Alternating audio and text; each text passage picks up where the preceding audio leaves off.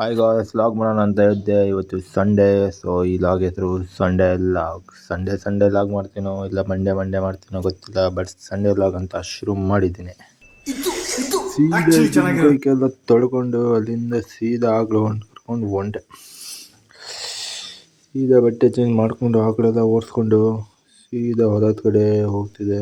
ಅಲ್ಲಿಂದ ಹಾಗೆ ಆಕಳನ್ನೆಲ್ಲ ಮಾತಾಡ್ಕೊಂಡು ಒಂದೊಂದೇ ಆಕಳ ನೋಡಿಕೊಂಡು ಒಂದು ಕಡೆಯಿಂದ ಓಡಿಸ್ಕೊಂಡು ಹೊಂಟೆ.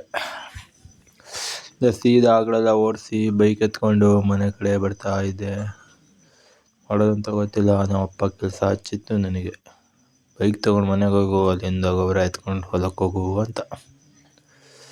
ಇನ್ನೇನು ಮಾಡೋದು ಅಂತ ಸಂಡೇ ಅಲ್ಲ ಅಂತ ಬೈಕ್ ತೊಗೊಂಡು ಸೀದಾ ಮನೆ ಕಡೆ ಬರ್ತಾ ಇದ್ದೆ. ಅಷ್ಟು ರೋಡಲ್ಲಿ ಸಿಗುತ್ತೆ ಅಂದ್ಕೊಂಡೆ, 4 ಆಕಳು ಮತ್ತೆ ಸಿಕ್ಕು. ಅವಕ್ಕೂ ಹಾಯ್ ಬೈ ಅಂದ್ಕೊಂಡು ಮನೆ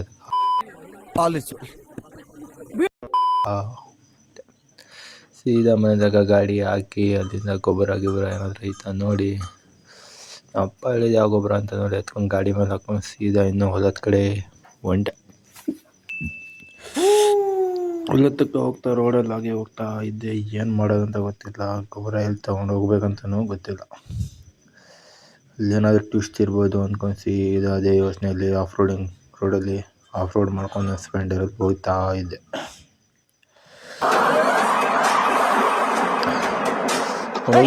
ಗಾಡಿ ನಿಲ್ಲಿಸಿದೆ, ಚೀಲ ಇತ್ತು, ಎಲ್ಲಿದ್ದಾರಂತ ಜನ ನೋಡಿದೆ. ಅಲ್ಲಿ ಜನ ಇದ್ದರು. ಅಲ್ಲಿಂದ ಸೀದಾ ಚೀಲ ತೆಗಲ್ ಮೇಲೆ ಹಾಕ್ಕೊಂಡು ಹೊಲದಲ್ಲಿ ಹೋಗ್ತಾ ಇದ್ದೆ. ಚೀಲ ಸಖತ್ ಭಾರ ಇತ್ತು. ಅಲ್ಲಿಂದ ಸೀದಾ ನೋಡಿದೆ, ಎಲ್ಲಿ ಬೀಳ್ತೀನಂತ ಗೊತ್ತಿಲ್ಲ. ಹಂಗೂ ಹಿಂಗೂ ಮಾಡ್ಕೊಂಡು ಹೋಗಿ ಚೀಲ ಇಟ್ಟು ಅಲ್ಲಿಂದ ಚೀಲದಿರೋ ಗೊಬ್ಬರ ಬಿಚ್ಚಿ ಗೊಬ್ಬರ ಎಲ್ಲ ಹಾಕ್ತಾಯಿದ್ರು. ನಾನು ಗೊಬ್ಬರ ಕೊಡೋಕೆ ರೆಡಿ ಮಾಡಿಕೊಂಡೆ. ಚೀಲ ತೆಗಲ್ ಮೇಲೆ ಹಾಕ್ಕೋಬೇಕಿತ್ತು. ಹೊಲ ನೋಡ್ತಿದ್ದೆ, ಅಷ್ಟೊತ್ತಿಗೆ ಗೊಬ್ಬರ ರೆಡಿಯಾಗಿತ್ತು ಅಂತ ಗೊಬ್ಬರ ಹಾಕ್ಕೊಂಡು ಹೆಗಲ ಮೇಲೆ ಕೊಡೋಕೆ ಹೋಗ್ತಿದ್ದೆ. ಇಲ್ಲಿ ಗೊಬ್ಬರ ಹಾಕೋದೆಲ್ಲ ಮುಗೀತು. ಇಲ್ಲಿ ನಮ್ಮ ಮನೆ ಕಡೆ ಬಂದು ಫ್ರೆಶ್ ಆಗಿ ರೆಡಿಯಾಗಿ ಬಟ್ಟೆ ಎಲ್ಲ ಚೇಂಜ್ ಮಾಡಿಕೊಂಡು ಇನ್ನೂ ಆಕಳು ಇರೋ ಕಡೆ ಎತ್ಕೊಂಡು ಸ್ಪೆಂಡರ್ ಎತ್ಕೊಂಡು ಅಲ್ಲಿಂದ ಇನ್ನೂ ಆಕಳ ಹತ್ರ ಹೋಗ್ಬೇಕು ಅಂತ ಹೋಗ್ತಾ ಇದೆ. ಸ್ಟಾರ್ಟ್ ಮಾಡಿದೆ, ಹೆಲ್ಮೆಟ್ ಎತ್ಕೊಂಡೆ. ನಮ್ಮ ಮಾವನ ಮನೆ ತಗ ಬಂದು ಗಾಡಿ ನಿಲ್ಲಿಸಿ ಇಲ್ಲಿಂದ ಇನ್ನೂ ನಮ್ಮ ಆಕಳ ಹತ್ರ ಹೋಗ್ಬೇಕಂತ ಹೋಯ್ತಾ ಇದ್ದೆ. ಅಷ್ಟೊತ್ತಿಗೆ ಆಕಾಶನ ಸ್ವಲ್ಪ ನೋಡಿಕೊಂಡು ಇರಲಿ ಅಂತ ಆಕಾಶ ತೋರಿಸ್ಕೊಂಡು ನಾನು ಸ್ವಲ್ಪ ಕಾಣ್ತಾ ಅಲ್ಲೇ ಹೋಗ್ತಾ ಇದ್ದೆ. ರೋಡು ನೋಡಲಿ ಅಂತ ನಿಮಗೆ ರೋಡು ತೋರಿಸ್ತಾ ಇದ್ದೀನಿ. ಫುಲ್ ಆಫ್ ರೋಡ್ ಮಾಡಿಕೊಂಡು ಫುಲ್ ಗಿಚ್ಚಾಗಿ ಗಾಡಿ ಎಲ್ಲಾದರೂ ಹಾಕ್ಬೇಕಂತ ಒಳ್ಳೆ ಗಾಡಿ ಹಾಕೋ ಜಾಗ ನೋಡಿದೆ. ಅಷ್ಟೊತ್ತಿಗೆ ಒಂದು ಜಾಗ ಸಿಕ್ತು, ಅಲ್ಲೇ ಗಾಡಿ ಬಿಡೋಣ ಅಂತ ಹೋಗ್ತಾ ಇದ್ದೆ. ಗಾಡಿ ಬಿಟ್ಟು ಆಕಳ ಹತ್ರ ಬಂದೆ. ಒಂದೊಂದೇ ಆಕಳು ಎಲ್ಲೆಲ್ಲಿದ್ದಾವಂತ ನೋಡಿ ಒಂದೊಂದೇ ಬಿಚ್ಚಕ್ಕೆ ಶುರು ಆಗ್ತೆ. ಎಲ್ಲ ಆಕಳು ಒಂದೊಂದೇ ಬಿಚ್ಕೊಂಡು ಎಲ್ಲನೂ ನೋಡಿಕೊಂಡು ಮಾತಾಡ್ಸ್ಕೊಂಡು ಆ ಕಡೆ ಇರೋದು ಆ ಕಡೆ ಕಟ್ಟಿ, ಆ ಕಡೆ ಇರೋದು ಈ ಕಡೆ ಕಟ್ಟಿ ಎಲ್ಲ ಸೀದಾ ಎಲ್ಲ ಆಡ್ಕೊಂಡು ಒಂದೊಂದೇ ಆ ಕಡೆದು ಈ ಕಡೆ ಕಟ್ಕೊಂಡು ಬರ್ತಾ ಇದ್ದೆ. ಅಷ್ಟೊತ್ತಿಗೆ ನಮ್ಮ ಸಣ್ಣ ಕರ ಎಲ್ಲಾದರೂ ಐತಾ ಅಂತ ನೋಡಿದೆ. ಅವಳು ಬಂದ್ಲು. ಸಿಗ್ತಾಳೇನೋ ಅಂತ ಹುಡುಕ್ತಾ ಇದ್ದೀನಿ. ಅವಳು ಎಲ್ಲಿದ್ದಾಳೋ ಕರಿತಾ ಇದ್ದೀನಿ, ಬರ್ತಿಲ್ಲ. ಆದರೂ ಅವಳು ಸಿಕ್ಕಳು. ಅವಳಿಗೂ ಮಾತಾಡ್ಸ್ಕೊಂಡು ಒಂದು ಮುತ್ತು ಕೊಟ್ಟು ಸೀದಾ ಇನ್ನು ಬೈಕ್ ಎತ್ಕೊಂಡು ನಮ್ಮ ಮಾವನ ಜೊತೆ ಶಿವಮೊಗ್ಗ ಹೊಂಟೆ. ಇವು ನಮ್ಮ ಮಾವನ ಮಗ. ಬೈಕ್ ಎತ್ಕೊಂಡು ಶಿವಮೊಗ್ಗ ಹೊಂಟೆ. ಅಲ್ಲಿ ನನ್ನ ಬೈಕ್ ಇದೆ ಅಂತ ಎತ್ಕೊಂಬರೋಣ ಅಂತ ಹೋಗ್ತಾ ಇದ್ದೀನಿ. ಅಲ್ಲಿ ರೆಡಿ ಮಾಡ್ಸೋಕೆ ಬಿಟ್ಟಿದ್ದೆ, ಅಲ್ಲಿಂದ ಎತ್ಕೊಂಬರ್ಬೇಕು. ಏನು ಮಾಡ್ಬೇಕಂತ ಗೊತ್ತಿಲ್ಲ. ಸೀದಾ ಮಾರ್ಕೆಟಿಗೆ ಬಂದೆ. ಮಾರ್ಕೆಟಲ್ಲಿ ಹಂಗೆ ಹಕ್ಕಿಗಳಿದಾವಂತ ಹಕ್ಕಿಗಳಿಗೆ ನೋಡಿಕೊಂಡು ಹಂಗೆ ನನಗೆ ಎಷ್ಟು ಚೀಪ್ ಅನಿಸ್ಬಿಡ್ತು ಅಂದ್ರೆ, ಥೋ ನಿಮ್ಮ ಈ ತರದೆಲ್ಲ ಇದಾರೆ ಜನ. ಮಾರ್ಕೆಟಲ್ಲಿ ಹಳ್ದಾಡ್ಕೊಂಡಿದ್ವಿ.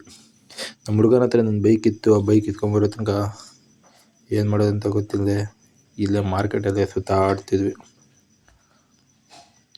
ಏನೇನೋ ನೋಡಿಕೊಂಡು ಅದು ಇದು ನೋಡಿಕೊಂಡು ಹುಡುಗಿರು ಬರ್ತಾರ ಅಂತ ನೋಡ್ಕೊಂಡು ಇಬ್ಬರು ಓಡಾಡ್ತಿದ್ವಿ. ಯಾರು ಬಂದಿಲ್ಲ ಅಂತ ಮುಖಕ್ಕೆ ಯಾರು ಬೀಳಲ್ಲ ಅಂದ್ಕೊಂಡು ಸುಮ್ಮನೆ ಆದ್ವಿ. ಅಲ್ಲಿಂದ ಸೀದಾ ತಿರುಗಾಡ್ತಾ ಅದೇ ಮಾರ್ಕೆಟ್ ರೌಂಡ್ ಹೊಡಿತಿದ್ವಿ. ಹಂಗೆ ಬಂದ್ಕೊಂಡು ನಾವಿಬ್ಬರು ನೋಡಿದ್ವಿ. ಅಲ್ಲೇ ರೋಡಲ್ಲಿ ಒಂದು 10 ರೂಪಾಯಿ ಸಿಕ್ಕಿತ್ತು. ಏನು ಮಾಡೋದು ಅಂತ ಗೊತ್ತಿಲ್ಲದೆ ಇಷ್ಟೊತ್ತಿಗೆ ಆದರೂ ಅಂಗಡಿ ಒಳಗಿಂದ ಹೋಗೋಣ ಅಂತ ಹಿಂಗೆ ಅಂಗಡಿ ಒಳಗಿಂದ ಹೊಂಟೆ. ಹೀಗೆ ಹೋಗ್ತಾ ಇದ್ದೆ, ರೋಡಲ್ಲಿ ಯಾರಾದ್ರು ಅಂಗಡಿ ಗಿನ್ನರ್ ಬೈಬೋದು ಅಂದ್ಕೊಂಡೆ. ಅಷ್ಟೊತ್ತಿಗೆ ಶಾಪ್ ಓನರೇ ನಿಂತಿದ್ರು ಅಲ್ಲಿ. ನೋಡಿದ ತಕ್ಷಣ ಶಾಪ್ ಓನರಿಗೆ ಒಂದು ಹಾಯ್ ಅಂದು ಹುಡುಗಿ ಮಾತಾಡ್ಸ್ಕೊಂಡು ಅಲ್ಲಿಂದ ಹೋಗ್ತಿದ್ದೆ.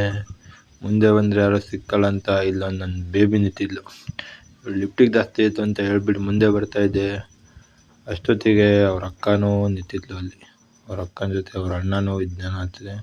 ಇವ್ರ ಮಕ್ಕಳೆಲ್ಲ ಅಂತ ನಾನು ಹುಡುಕ್ತಿದ್ದೆ. ಅಷ್ಟೊತ್ತಿಗೆ ಇವ್ರ ಮಗನೂ ಸಿಗ್ದ ರೋಡಲ್ಲಿ. ನೋಡ್ರಿ, ಹಂಗೆ ನೋಡ್ಕೊಂಡು ಇನ್ನು ಏನು ಮಾಡೋದು ಅಂತ ನಮ್ಮ ಹುಡುಗ ಬಂದಿದ್ದಾನಂತ ಅವ್ನಿಗೆ ಹುಡ್ಕೊಂಡು ಹೋಗ್ತಾ ಇದ್ದೆ ಎಲ್ಲಿದ್ದಾನೆ ಅಂತ. ಅಷ್ಟೊತ್ತಿಗೆ ಅವನು ಸಿಗ್ದ. ಅಲ್ಲೇ ಬೈಕಲ್ಲಿ ಕೂತಿದ್ದ. ಇಬ್ಬರು ಕೂತಿದ್ರು. ಇಬ್ಬರಿಗೂ ಹಂಗೆ ಕರ್ಕೊಂಡು ಒಬ್ಬನಿಗೆ ಇಳಿಸ್ಕೊಂಡೆ ಒಬ್ಬ ಗಾಡಿಯಲ್ಲೇ ಹೊಂಟ. ಮಾತಾಡ್ಕೊಂಡು ಹಂಗೆ ಬರ್ತಿದ್ವಿ. ಅವನೇನಾದರೂ ಅಂತಾನಂತ ನಾನು ಕೇಳಿಸ್ಕೊಂಡ್ಬರ್ತಿದ್ದೆ. ಅವನೇನಾದರೂ ಕತೆ ಹೊಡಿತಿದ್ದ ಅಂತ ನಾನು ಬರ್ತಿದ್ದೆ. ಏನು ಕತೆ ಹೊಡಿತಾನೋ ಗೊತ್ತಿಲ್ಲ. ಇಬ್ಬರು ಸುಮ್ಮನೆ ಬರ್ತಾ ಇದ್ವಿ. ಮಾಡ್ಬೇಕಂತ ಗೊತ್ತಿಲ್ಲ. ಈಗ ಬಂದ್ವಿ,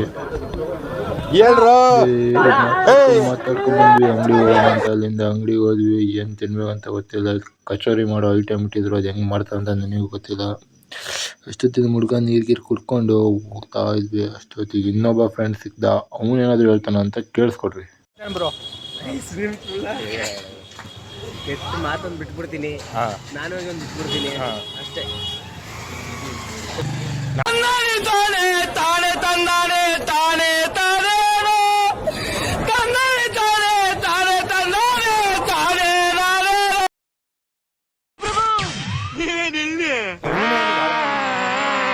ಇರೋ ಬರೋ ಚಟ ಕಳಿಸ್ದ,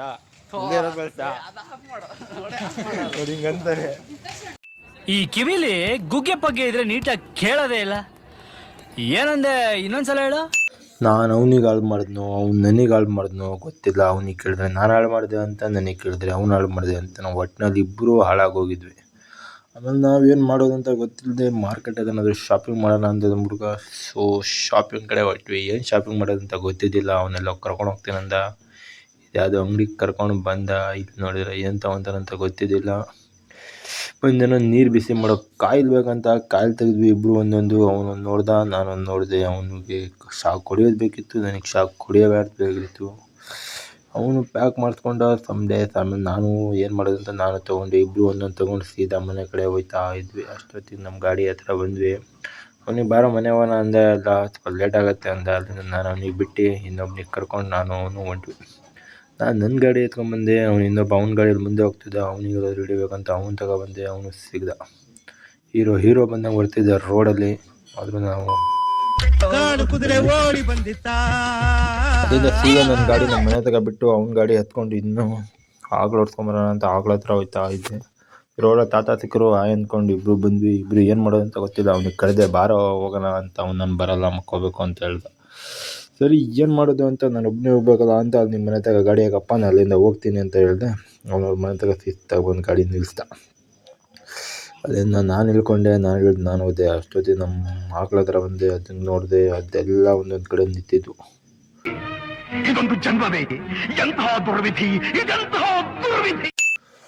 ನಾನು ಕರ್ಕೊಂಡು ಓಡಿಸ್ಕೊಂಡು ಹೋಗ್ಬೇಕಿತ್ತು. ಎಲ್ಲನೂ ಬಿಚ್ಕೊಂಡೆ. ನಿಧಾನಕ್ಕೆ ಒಂದೊಂದೇ ಮಾಡಿದೆ. ಎಲ್ಲೆಲ್ಲಿದ್ದಾವಂತ ಇದ್ದಕ್ಕೆ ಹಂಗೆ ಒಂದು ಆಯಂದೆ ಕಟ್ಟಾಕಿದ್ದೀನಿ ಅಂತ ಕೋಪ ಮಾಡ್ಕೊಂಡಿತ್ತು. ಅಲ್ಲಿಂದ ಸೀದಾ ಸೀದಾ ಓಡಿಸ್ಕೊಂಡು ಮನೆ ಕಡೆ ಹೊಂಟೆ. ಇವು ನೋಡಿದ್ರೆ ಒಂದೊಂದು ದಿಕ್ಕಿಗೆ ಹೋಯ್ತಿದ್ವು. ಯಾ ಕಡೆ ಏನು ಹೋಗ್ತದೋ ಅಂತ ಗೊತ್ತಿಲ್ಲ.